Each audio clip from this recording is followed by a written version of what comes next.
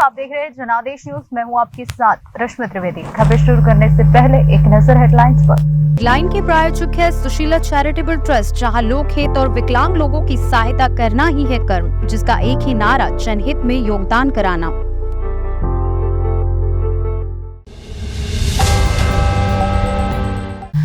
Crore vote का लक्ष्य, घर घर राम 2024 की रणनीति। बीजेपी की 2 दिन चली बैठक की। मुख्यमंत्री एकनाथ शिंदे के ठाणे में जेब्रा क्रॉसिंग का रंग बदला। अब हुआ ऐसा कि लोग डर जाए। राजस्थान में मंत्रिमंडल का गठन अब तक नहीं हुआ तो कैसे चलेगी सरकार? अफसरों के भरोसे है सरकारी विभाग। चुनाव में समान नागरिक संहिता मुद्दे को भुनाई बीजेपी। उत्तराखंड को मॉडल बना पेश करने की तैयारी। राहुल गांधी के 5 फैसलों ने खत्म कर दिया दिग्गजों का युग। कमलनाथ दिग्विजय को सबसे बड़ा नुकसान। अब खबरें विस्तार से।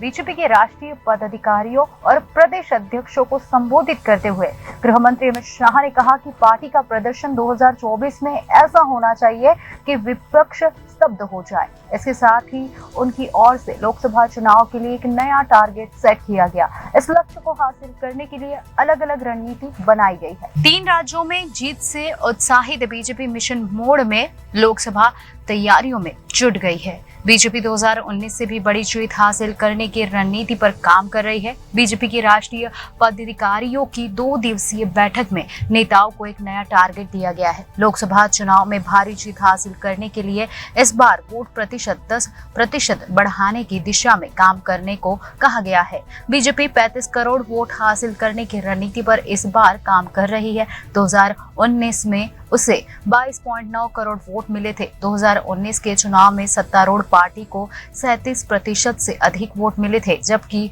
उसके नेतृत्व वाले एनडीए गठबंधन को करीब 45% वोट मिले थे। 2014 में केंद्र में मोदी सरकार आने के बाद से बीजेपी ने विधानसभा चुनाव में अपना वोट प्रतिशत 50% तक बढ़ाने के लिए लगातार प्रयास किया है और कुछ चुनावों में उसे सफलता भी मिली है। राज्य में हाल ही की जीत के पीछे यह मंत्र भी था, जिसे अब पार्टी लोकसभा चुनाव में आगे लेकर बढ़ रही है। बीजेपी के राष्ट्रीय पदाधिकारियों और प्रदेश अध्यक्षों की मीटिंग के दौरान पीएम मोदी ने कार्यकर्ताओं से कहा कि मिशन मोड में लोकसभा चुनाव की तैयारियां करें। सूत्रों ने कहा कि प्रधानमंत्री ने पार्टी को 2024 के चुनाव में 35 करोड़ वोट हासिल करने का लक्ष्य भी दिया, जबकि 2019 में उसे 22.9 करोड़ वोट मिले थे। बीजेपी को पिछले लोकसभा चुनाव 2019 में 37% से अधिक वोट मिले थे, जिसे पार्टी इस बार बढ़ाकर 50% के करीब ले जाना चाहती है। बीजेपी 2019 में 303 सीटों पर जीत हासिल करने में कामयाब हुई थी। अब पार्टी ने 350 सीटों का नया टारगेट सेट किया है। बैठक के पहले दिन प्रधानमंत्री ने महिलाओं, युवाओं, किसानों और गरीबों तक पहुंचने की आवश्यकता पर जोर दिया, जिन्हें वह अक्सर 4 सबसे बड़ी जातियां बताते रहे हैं। उन्होंने पार्टी नेताओं से कहा कि वे अधिक से अधिक संख्या में इन लोगों को विकसित भारत संकल्प यात्रा से जोड़े, जिसका उद्देश्य उनकी सरकार की प्रमुख कल्याणकारी योजनाओं को 100% पूरा करना है। पार्टी के नेताओं ने कहा कि पार्टी के शीर्ष नेतृत्व ने जीत के लिए सीट संख्या का कोई खास टारगेट नहीं दिया है, लेकिन ऐसी जीत सुनिश्चित करने के ऊपर जोर दिया गया जो 2019 के प्रदर्शन से बड़ी हो। बीजेपी की बैठक 22 जनवरी को राम मंदिर के उद्घाटन पर भी विशेष चर्चा हुई। कार्यकर्ताओं को सोशल मीडिया प्लेटफॉर्म पर राम मंदिर के बारे में अधिक से अधिक जानकारी देने और उस पर चर्चा करने के लिए कहा गया। पार्टी को विश्वास है कि चुनाव में यह उसके पक्ष में एक बड़ा मुद्दा होगा। सूत्रों के मुताबिक पार्टी पदाधिकारियों को प्राण प्रतिष्ठा समारोह के संबंध में राष्ट्रीय स्वयंसेवक संघ और विश्व हिंदू परिषद की ओर से चलाए जा रहे कार्यक्रमों में अधिक से अधिक भागीदारी सुनिश्चित करने को कहा गया है। साथ ही उन्हें यह भी कहा गया है कि वह जनता के बीच इस बात को जरूर बताए कि विपक्षी दलों ने दशकों से कानूनी विवाद में फंसे इस मुद्दे को हल करने में कई बाधाएं पैदा की। महाराष्ट्र के सीएम एकनाथ शिंदे के ठाणे में जेब्रा क्रॉसिंग का रंग बदल दिया गया है। महानगर पालिका ने जेब्रा क्रॉसिंग को काले सफेद की बजाय अब लाल और सफेद रंग दिया है। मुख्यमंत्री के बदलते ठाणे में जेब्रा क्रॉसिंग का रंग बदलकर लाल सफेद कर दिया गया है। शहर के महत्वपूर्ण और व्यस्त यातायात वाले 3 हाथ नाका परिसर में महानगर पालिका और ट्रैफिक पुलिस ने प्रायोगिक तौर पर जेब्रा क्रॉसिंग का रंग बदला है। ट्रैफिक पुलिस के मुताबिक नए रंग में जेब्रा क्रॉसिंग को देख वाहन चालक सतर्क नजर आ रहे हैं और यहां से गुजरते समय सावधानी बरत रहे हैं। इसके अलावा पैदल चलने वालों को भी सड़क पार करने में सहूलियत होती दिख रही है। दरअसल 3 हाथ नाका के बाद कैडबरी जंक्शन, माजीवाड़ा कोपरी की कुछ सड़कों, Ram Maruti road, station road आदि सड़कों पर जेब्रा क्रॉसिंग का रंग लाल सफेद किया जा रहा है। यातायात पुलिस ने बताया कि जेब्रा क्रॉसिंग पर वाहन रोकने वालों के खिलाफ कार्रवाई भी शुरू की गई है। 3 हाथ नाका पर मुंबई से ठाणे आने जाने वाले वाहनों का आवागमन लगातार होता है। सुबह से रात तक ट्रैफिक बनी रहती है। दरअसल 3 हाथ नाका के बाद कैडबरी जंक्शन, माजीवाड़ा कोपरी से कुछ सड़कों, Ram Maruti road, station road आदि सड़कों पर जेब्रा क्रॉसिंग का रंग लाल और सफेद किया गया है। यातायात पुलिस ने बताया कि जेब्रा क्रॉसिंग पर वाहन रोकने वालों के खिलाफ कार्रवाई भी शुरू कर दी गई है। 3 हाथ नाका पर मुंबई से ठाणे आने वाले वाहनों का आवागमन लगातार होता रहता है। सुबह से रात तक ट्रैफिक बनी रहती है। बीच चौक में फ्लाईओवर के नीचे बीच में फुटपाथ भी बनाया गया है। जेब्रा क्रॉसिंग को काला सफेद रंग के बजाय लाल सफेद किए जाने से वाहन चालक जेब्रा क्रॉसिंग से आगे नहीं आ रहे हैं। लाल रंग के देखते ही लोग सतर्क हो जा रहे हैं। राजस्थान के नए मंत्रिमंडल का गठन अभी तक नहीं हुआ है। विभाग के मंत्री तय नहीं होने के कारण सभी विभाग बिना मंत्रियों के चल रहे हैं। विभाग का काम अफसर देख रहे हैं। राजस्थान में बीजेपी सरकार के गठन के 9 दिन पूरे होने के बाद भी नए मंत्रिमंडल की घोषणा नहीं हो पाई है। राजस्थान में बीजेपी सरकार के नए मंत्रिमंडल का गठन अभी तक नहीं हो पाया है। इसको लेकर राजनीतिक पारा जमकर चढ़ा हुआ है। विभागों के मंत्री तय नहीं होने के कारण सभी विभाग बिना मंत्रियों के चल रहे हैं। ऐसी स्थिति में विभाग के अफसर ही सारी कमान संभाले हुए हैं। विभाग का काम अफसर के भरोसे ही चल रहा है। इधर मुख्यमंत्री के 2 बार दिल्ली दौरे के बाद भी बीजेपी अभी तक कोई नतीजे पर नहीं पहुंच पाई है। इसको लेकर सियासत में जमकर चर्चाएं हो रही है। प्रदेश में बीजेपी की सरकार बने हुए 9 दिन बीत चुके हैं, लेकिन अभी तक विभाग का बंटवारा नहीं हो पाया।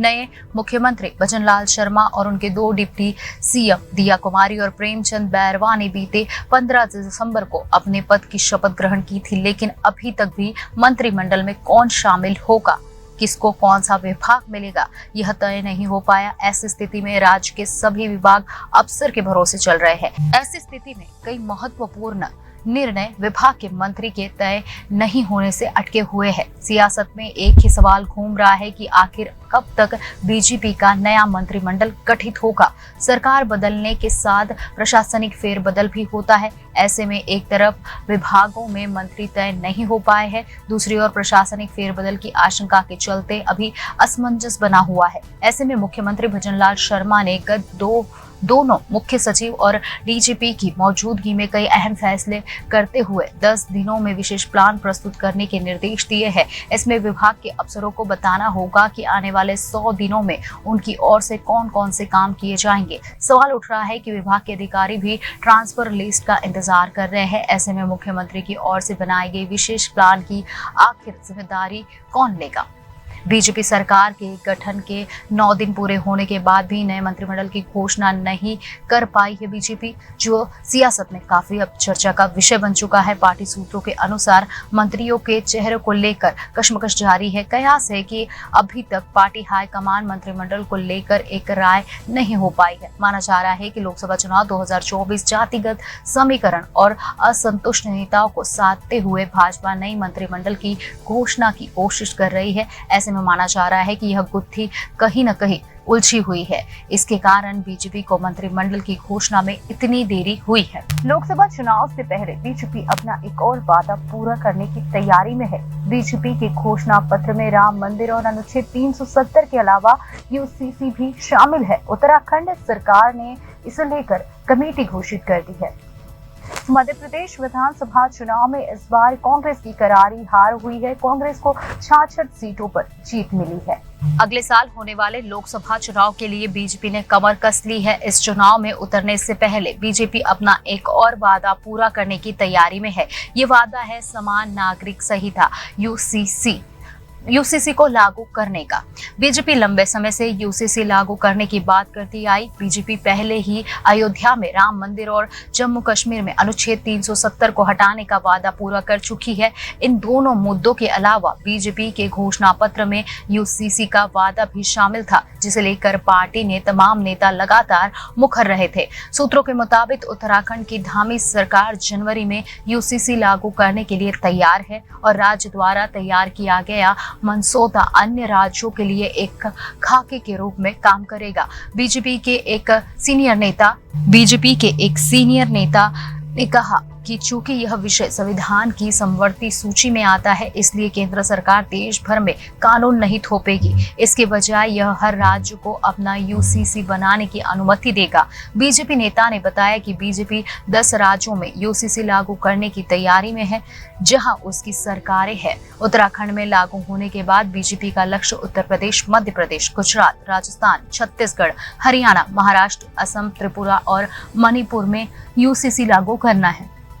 बीजेपी नेता ने भरोसा जताते हुए कहा कि पार्टी जनता को यह विश्वास दिलाएगी कि कानून सभी नागरिकों के लिए समान होता है, चाहे उनका धर्म कुछ भी हो। उन्होंने कहा कि हम लोगों के पास जाएंगे, उन्हें समझाएंगे कि कानून सभी नागरिकों के लिए एक समान होना चाहिए और धर्म एक मापदंड नहीं होना चाहिए। उन्होंने कहा हमें स्थानीय परंपराओं के प्रति संवेदनशील होना होगा, लेकिन शादियों में एक रूपता होगी। बीजेपी नेता का कहना है कि जब लोग इस पर सकारात्मक प्रतिक्रिया देंगे तो उन लोगों को चुनौतियों का सामना करना पड़ेगा जो यूसीसी का विरोध कर रहे हैं। उत्तराखंड के मुख्यमंत्री पुष्कर सिंह धामी ने हाल ही में कहा कि हमने यूसीसी पर एक समिति बनाई है, जो हमें अगले महीने उनकी रिपोर्ट मिलने की उम्मीद है। एक बार हमारे पास रिपोर्ट आ जाए तो हम राज्य में बिना किसी देरी के यूसीसी लागू कर देंगे। पिछले 1.5 साल में उत्तराखंड सरकार द्वारा नियुक्त एक समिति, जिसका नेतृत्व रिटायर सुप्रीम कोर्ट के जज रंजना प्रकाश देसाई कर रही है, उन्होंने 2,30,000 लोगों से सुझाव मांगे हैं और यूसीसी को लेकर अलग अलग क्षेत्रों के 20,000 लोगों के साथ बैठकें की है। मध्य प्रदेश विधानसभा चुनाव में इस बार कांग्रेस की करारी हार हुई है। कई दिग्गज नेता इस बार चुनाव हार गए। वहीं राहुल गांधी ने करीबियों को मध्य प्रदेश में बड़ी जिम्मेदारी दी है। ऐसे में माना जा रहा है कि कमलनाथ और दिग्विजय का युग समाप्त हो गया है। वक्त है बदलाव का नारा देने वाली कांग्रेस ने अपने संगठन में बदलाव की शुरुआत कर दी है। हाल ही में पूर्व कांग्रेस अध्यक्ष राहुल गांधी ने ऐसे फैसले लिए हैं जिसके बाद कांग्रेस में सीनियर नेताओं के सियासी भविष्य को लेकर सवाल खड़े हो गए हैं। मध्य प्रदेश विधानसभा चुनाव में करारी हार के बाद पार्टी ने लोकसभा चुनाव की तैयारियां शुरू कर दी है। लोकसभा चुनाव में यूथ वोटर्स को साधने के लिए कांग्रेस ने पार्टी के दूसरी पंक्ति के नेताओं को आगे किया है। शनिवार को बड़ा बदलाव करते हुए कई राज्यों के प्रभारी नियुक्त किए गए हैं, जिसमें किसी भी सीनियर नेता की पसंद को मौका नहीं दिया गया है। लोकसभा चुनाव को देखते हुए संगठन ने युवा चेहरे को आगे किया है। बीजेपी को टक्कर देने के लिए कांग्रेस ने उन नेताओं को मौका दिया है जो आलाकमान की पसंद है। मध्य प्रदेश में दिग्विजय सिंह और कमलनाथ को दरकिनार किया गया है। फिलहाल इन दोनों नेताओं को कोई जिम्मेदारी नहीं दी गई है। राहुल गांधी के 3 फैसले बता रहे हैं कि मध्य प्रदेश में अब दिग्विजय और कमलनाथ के युग का अंत हो चुका है। लोकसभा चुनाव के लिए कांग्रेस ने तैयारियां शुरू कर दी है। लोकसभा चुनाव के लिए कांग्रेस ने घोषणा पत्र समिति की घोषणा की है। इस समिति में मध्य प्रदेश से आदिवासी नेता ओकार मक्काम को जगह मिली है। दिग्विजय सिंह और कमलनाथ को शामिल नहीं किया गया है। इससे पहले कांग्रेस ने लोकसभा चुनाव के लिए 5 सदस्यीय राष्ट्रीय गठबंधन समिति का गठन किया, जिसमें कमलनाथ और दिग्विजय को शामिल नहीं किया गया। वहीं छत्तीसगढ़ के सीएम भूपेश बघेल को इस कमेटी में जगह मिली। तीसरा चौंकाने वाला फैसला था राज्य में नए प्रभारी की नियुक्ति। शनिवार को कांग्रेस ने 12 महासचिव और प्रभारियों को नियुक्ति की। इस लिस्ट में भी कमलनाथ और दिग्विजय सिंह को शामिल नहीं किया गया। मध्य प्रदेश का प्रभारी भंवर जितेंद्र को सौंपी गई। भंवर जितेंद्र गांधी परिवार के करीबी माने जाते हैं और युवा नेता है। सूत्रों का कहना है कि इस फैसले में राज्य के किसी सीनियर नेता की सलाह नहीं ली गई है। विधानसभा चुनाव में करारी हार के बाद कांग्रेस ने कमलनाथ को प्रदेश अध्यक्ष पद से हटा दिया। कमलनाथ की जगह राहुल गांधी के करीबी जीतू पटवारी को नया प्रदेश अध्यक्ष नियुक्त किया गया है। जीतू पटवारी कमलनाथ और दिग्विजय किसी भी खेमे के नहीं है। जीतू पटवारी की इन दोनों नेताओं से मतभेद की खबरें आ चुकी है। वही नेता प्रतिपक्ष की जिम्मेदारी उमंग सिंघार को सौंपी गई है। उमंग सिंघार और दिग्विजय सिंह की अदावत पहले से ही जग जाहिर है। मध्य प्रदेश में जब कमलनाथ की सरकार थी, उमंग सिंघार ने दिग्विजय सिंह पर खुला हमला बोला था। दिग्विजय सिंह पर कई आरोप लगाते हुए उमंग सिंघार ने उन्हें माफिया कहा था। ऐसे में युवा नेताओं की नियुक्ति इस बात का संदेश दे रही है कि मध्य प्रदेश में कांग्रेस अब कमलनाथ और दिग्विजय सिंह से ऊपर उठकर नए फैसले ले रही है। ईरान समर्थित हूदी विद्रोही समुद्र में लगातार जहाजों पर हमले हो रहे हैं। हूदी विद्रोही उन जहाजों को निशाना बना रहे हैं जो इजराइल से संबंधित है। हूदियों ने कई दूसरे देशों के जहाजों पर भी इजराइल से जुड़े होने के संदेह में हमला किया है। इसे बड़ा खतरा मानते हुए अमेरिका ने 10 देशों की एक फोर्स बनाने का फैसला लिया है। ईरान के सुप्रीम लीडर अयातुल्ला खुमैनी ने मुस्लिम देशों से कहा है कि वह हूतियों के खतरों से निपटने के लिए बनाई जा रही मल्टीनेशनल फोर्स का हिस्सा न बने। खुमैनी ने हूतियों के जहाजों पर बढ़ते हमलों के बीच इस्लामिक देशों से अपील की है। उन्होंने कहा है कि इजराइल तक तेल, ईंधन और दूसरे सामान पहुंचने से रोकना इस्लामिक देशों का कर्तव्य है। ऐसे में प्रतिरोध को समर्थन देना उनका फर्ज और इजराइल के साथ खड़ा होना एक अपराध और देशद्रोह जैसा है। अमेरिका के नेतृत्व में बन रही फोर्स का हिस्सा बनने वाले अरब देशों पर हमला करते हुए उन्होंने इसे एक पाप कहा है। लाल सागर में हूतियों पर कार्रवाई को लेकर जहां खुमैनी अरब देशों पर भड़क रहे हैं, वहीं उनके देश के सैन्य कमांडर भी इस पर बयान जारी कर रहे हैं। एक वरिष्ठ ईरानी जनरल ने कहा है कि अगर किसी भी नौसैनिक नाकाबंदी सागर में लगाई जाएगी तो वह इसका विरोध करेंगे। बता दें कि शनिवार को अरब सागर में एक बार फिर इजराइल से संबंध जहाज पर ड्रोन से हमला किया गया। ये जहाज भारत आ रहा था। इस पर हमला गुजरात से 200 किलोमीटर दक्षिण पश्चिम में किया गया, जिसके बाद समुद्री सुरक्षा को लेकर बहस जो है वो तेज हो गई है। अमेरिका के लाल सागर में फोर्स तैनात करने के प्रस्ताव पर ईरान की ओर से लगातार कड़ी प्रतिक्रिया आ रही है। हाल ही में ईरान के रक्षा मंत्री मोहम्मद रजा अश्तियानी ने कहा था कि लाल सागर में शिपिंग की सुरक्षा के लिए प्रस्तावित अमेरिका समर्थित बहुराष्ट्रीय टास्क फोर्स को यहाँ असाधारण समस्याओं का सामना करना पड़ेगा। उनकी तरफ से कोई भी ऐसा कदम खुद उनके लिए मुश्किल पैदा करने वाला है। ईरान ने टास्क फोर्स बनाने को उनके क्षेत्र में दखल कहा है। अमेरिकी रक्षा सचिव लॉयड ऑस्टिन ने हाल ही में हूती विद्रोहियों के मिसाइल और ड्रोन हमले से लाल सागर में जहाजों की सुरक्षा के लिए एक मल्टीनेशनल टास्क फोर्स बनाने का ऐलान किया है। ऑस्टिन ने यमन से होने वाले हूदियों के हमलों से व्यापार के मुक्त प्रवाह पर संकट और निर्दोष नाविकों की जान को खतरा बताते हुए कहा कि ये अंतर्राष्ट्रीय कानून का भी उल्लंघन है और ये किसी एक देश का नहीं बल्कि अंतर्राष्ट्रीय समस्या है। इसलिए ये फोर्स बनाई जा रही है। अमेरिका के साथ Bahrain, Canada, France, Italy, Netherlands, Norway, Seychelles, Spain और यूके की फोर्स इसमें शामिल है। इस मिशन को ऑपरेशन प्रॉस्पेरिटी गार्जियन नाम दिया गया है। अमेरिका में खालिस्तान समर्थकों ने कैलिफोर्निया के एक मंदिर पर हमला किया। इस घटना की अमेरिकी सांसदों ने निंदा की है। इसके अलावा उन्होंने त्वरित कार्रवाई की मांग भी की है। सांसदों ने इसे घृणा अपराध बताया है। भारत के वाणिज्यिक दूतावास ने इसकी कड़ी निंदा की है। अमेरिका में 3 प्रमुख भारतीय अमेरिकी सांसदों सहित कई नेताओं ने कैलिफोर्निया में एक हिंदू मंदिर में तोड़फोड़ किए जाने की घटना की कड़े शब्दों में निंदा की और दोषियों के खिलाफ कड़ी कार्रवाई की मांग की। कैलिफोर्निया के नेवार्क में स्थित श्री स्वामीनारायण मंदिर को भारत विरोधी भित्ति चित्रों से विरूपित किया गया और उसमें तोड़फोड़ भी की गई। पुलिस इस मामले को नफरती अपराध मानकर जांच कर रही है। सांसद रो खन्ना ने एक्स पर एक पोस्ट में कहा है कि वह कैलिफोर्निया के नेवार्क में स्थित स्वामीनारायण मंदिर में तोड़फोड़ की घटना की कड़े शब्दों में निंदा करते हैं। स्वामीनारायण मंदिर खन्ना के निर्वाचन क्षेत्र में आता है। खन्ना ने कहा, धार्मिक स्वतंत्र अमेरिकी लोकतंत्र का मूल है। जिन लोगों ने इस घटना को अंजाम दिया है उन्हें न्याय के कटघरे में लाया जाना चाहिए। खन्ना ने कहा कि उन्हें यह जानकर खुशी हुई है कि समुदाय के लोग इस नफरत के खिलाफ एक साथ आ रहे हैं और भित्ति चित्रों को हटा रहे हैं। उन्होंने कहा कि समुदाय की यह पहल बुराई का जवाब अच्छाई से दे रही है। सांसद राजा कृष्णमूर्ति ने स्वामीनारायण मंदिर को विरूपित किए जाने की घटना को निंदनीय करार दिया और कहा कि वह इसकी कड़े शब्दों में निंदा करते हैं। कृष्णमूर्ति ने कहा कि उन्हें खुशी है कि समुदाय के लोग मंदिर के समर्थन में रैली निकाल रहे हैं। उन्होंने कहा, हम कट्टरता के सभी रूपों के खिलाफ एकजुटता से खड़ा होना चाहिए। जिन्होंने तोड़फोड़ की है उन्हें जवाबदेह ठहराया जाना चाहिए। सांसद श्री थानेदार ने भी तोड़फोड़ के इस शर्मनाक कृत्य की कड़े शब्दों में निंदा की है। कैलिफोर्निया से सांसद बारबरा ली ओलियो से सांसद नीरज अंतानी ने भी इस घटना की कड़े शब्दों में निंदा की है।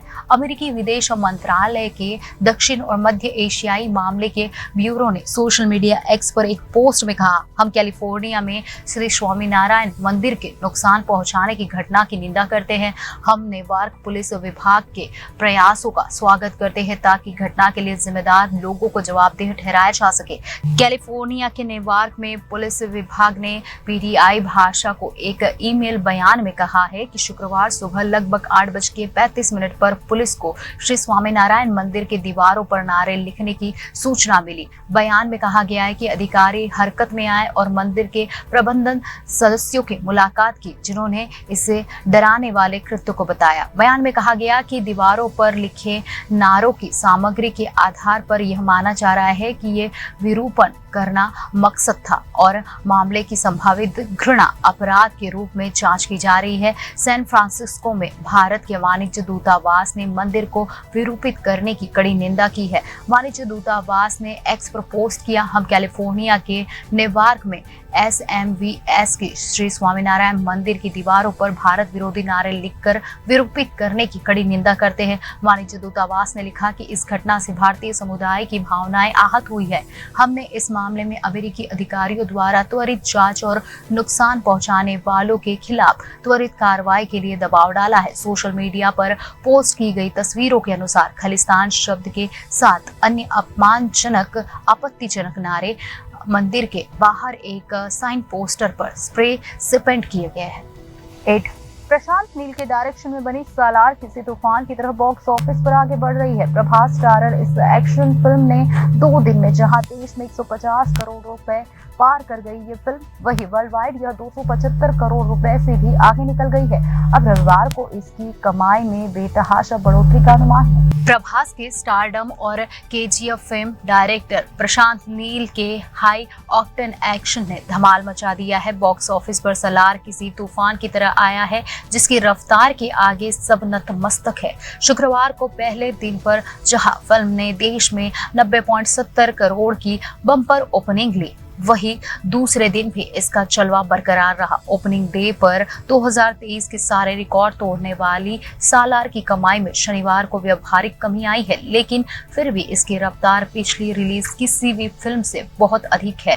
2 दिनों में इस फिल्म ने देश में जहां 150 करोड़ क्लब में एंट्री ली है, वही वर्ल्ड वाइड यह 200 करोड़ क्लब का हिस्सा बन गई है। मूल रूप से तेलुगु में बनी सालार देश भर में 5 भाषाओं में अब 6000 से अधिक स्क्रीन पर दिखाई जा रही है। डंकी से क्लैश के कारण जहां पहले इस फिल्म को उत्तर भारत में स्क्रीन नहीं मिल रही थी, वही अब शाहरुख खान की फिल्म को एवरेज रिस्पॉन्स के बाद कई सिनेमाघरों ने सालार के शोज बढ़ा दिए हैं। शनिवार को थिएटर्स में सालार की एवरेज ऑडियंस ऑक्यूपेंसी 75.64% थी, जबकि एक दिन पहले शुक्रवार को सिनेमाघरों में 88% सीटों पर दर्शक नजर आए।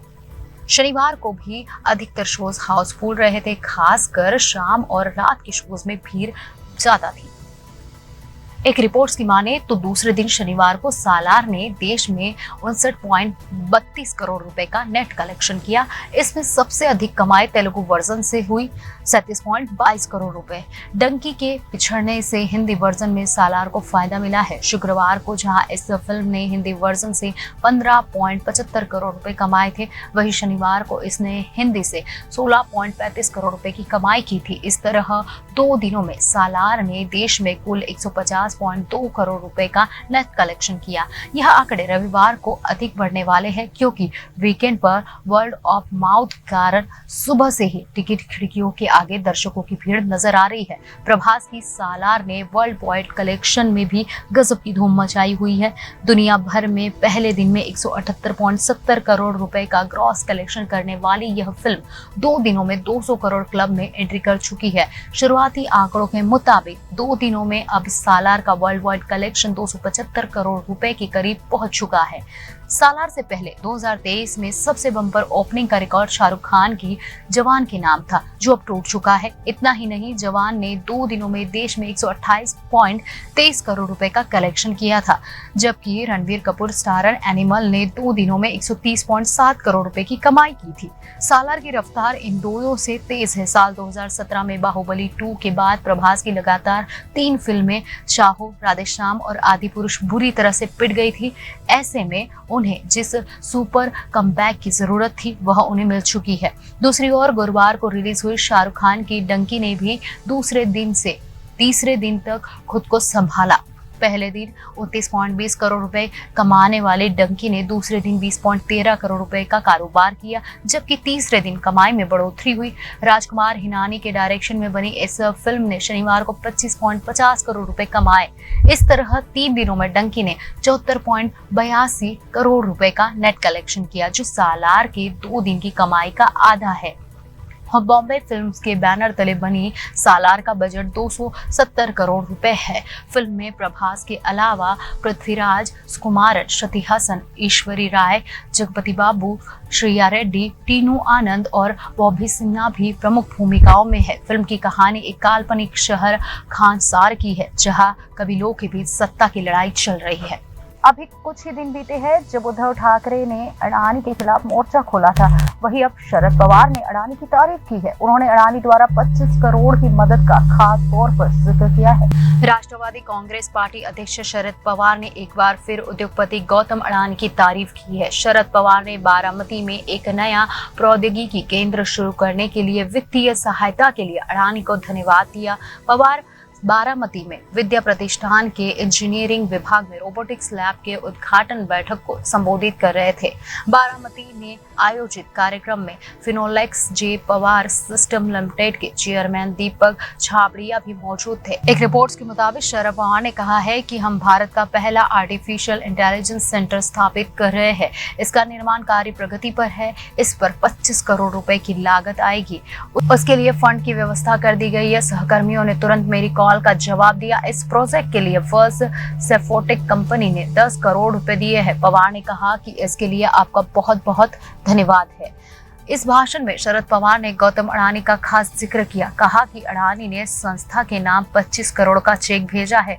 इन दोनों के सहयोग से आज हम दोनों परियोजनाओं इस स्थान पर स्थापित कर रहे हैं। पवार ने कहा कि इसके लिए काम शुरू हो गया है। कृषि विकास प्रतिष्ठान के सहयोग से बारामती में 17 से 22 जनवरी तक कृषि प्रदर्शनी का आयोजन किया जा रहा है। उन्होंने विश्वास जताया कि इसमें लाखों किसान भाग लेंगे। महाविकास अघाड़ी में शामिल उद्धव ठाकरे की शिवसेना ने कुछ दिन पहले धारावी पुनर्विकास परियोजना के खिलाफ मार्च निकाला था। उस वक्त ठाकरे ने अडानी पर हमला बोला था। एक और जहां विपक्षी दल के कई नेता लगातार अडानी की आलोचनाएं कर रहे हैं, वहीं दूसरी ओर पवार हमेशा अडानी का पक्ष लेते रहे हैं। पवार की आत्मकथा में भी अडानी का खास तौर पर जिक्र है। हरियाणा के रेवाड़ी पहुंचे बीजेपी सांसद वरुण गांधी ने बड़ा बयान दिया है। वरुण गांधी ने कहा है कि देश के 20 घरानों के पास बैंक का करीब 10 लाख करोड़ रुपए बकाया है। बीजेपी सांसद वरुण गांधी ने कहा है कि जनहित की आवाज उठाने के लिए उन्होंने राजनीति का मार्ग चुना है। उनकी माता मेनका गांधी ने उन्हें यह मंत्र दिया था कि राजनीति करनी है तो देश में जनहित के मुद्दों को संसद में उठाना चाहिए। वही उन्हीं के बताए मार्ग पर अभी चल रहे हैं। वरुण गांधी शनिवार को बावल क्षेत्र के गांव आसल वास मोती की ढानी में पूर्व जिला पार्षद धर्मेंद्र खटाना के निवास पर पहुंचे, जहां ग्रामीणों ने उनका फूल मालाओं से जोरदार स्वागत किया। पत्रकारों से बातचीत करते हुए उन्होंने कहा कि बैंक गरीबों को इसलिए लोन नहीं देता है क्योंकि वे समय पर अदा नहीं कर पाते।